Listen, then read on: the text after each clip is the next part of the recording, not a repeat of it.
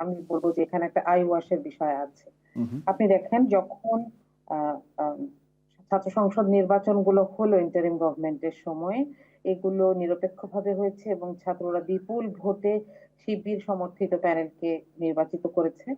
এখন আমাদের দেশে ট্র্যাডিশন হচ্ছে যে যখন সরকার পরিবর্তন হয়, সরকার সমর্থিত ছাত্র সংগঠন ক্যাম্পাসগুলোতে দখল নেয় এবং তারা সেখানে বিভিন্ন ধরনের কাজগুলো করে, যেগুলোকে আমরা আম, আধিপত্য বিস্তার হিসেবেই ধরি।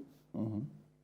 এই ছাত্র সংসদগুলো ফাংশনিং হওয়ার কারণে এবং জনসমর্থন নর্মালি বেশি, ল্যান্ডস্লাইড বিজয় ছিল, এটার কারণে নির্বাচনের বেশ কয়েক মাস কেটে যাওয়া সত্ত্বেও, যেটা হয়তো নির্বাচনের দিন রাত্রি করে করে ফেলা হয়, আমাদের দেশের ট্রেডিশন সেটা ছিল, সেটা করা সম্ভব হয়নি। এবং এই জন্য ক্যাম্পাসগুলোতে অত্যন্ত উত্তপ্ত পরিবেশ তৈরি করার চেষ্টা করা হচ্ছে এবং এটা বলা যায় যে উস্কানি দিয়ে তৈরি করার চেষ্টা করা হচ্ছে। একজন ছাত্র, তার ব্যাপারে একটি গুজব ছড়ানো হয়েছে, সেটা সে বিচার দিতে গিয়েছে পুলিশের কাছে, সেই থানা ঘেরাও করে তাকে নিয়ে এসে, এই পরিস্থিতিতে যেখানে সংসদে এগুলো নিয়ে আলোচনা এবং জবাবদিহিতা করার কথা, সেই পরিস্থিতিতে ইচ্ছে করে আপনি দেখবেন যে রাজাকার টাইপের এমন কিছু শব্দ ব্যবহার করে এমন কিছু আক্রমণ করা হচ্ছে যেগুলো অপ্রাসঙ্গিক। হুম, এবং যে সংসদ সদস্যরা এই আলোচনাগুলো করেছেন তাদের মুক্তিযুদ্ধের ভূমিকা নিয়েও এখানে অনেক প্রশ্ন করা যায়, আমি ওদিকে যাচ্ছি না।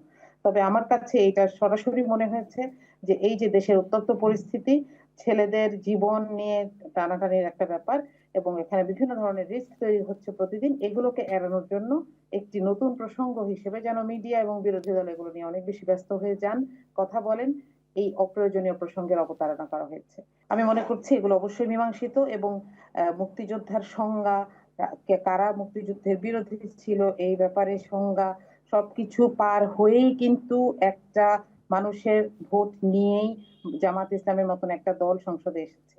এখানে এসে তাদের ব্যাপারে এই কথাগুলো বলা যায়, আমি বলছি না বলা যায় না, হুম, কিন্তু জনাব আন্দালিব পার্থ এবং ফজলুর রহমান যে ভাষায় কথা বলেছেন, এক হচ্ছে সেগুলো সংসদীয় ভাষা না, এগুলো হয়তো কোনো বৈঠকে বলা যায়, কোনো এলাকার আলাপে বলা যায়, কিন্তু এগুলো ঠিক সংসদের ভাষার সাথে খাপ খায় না।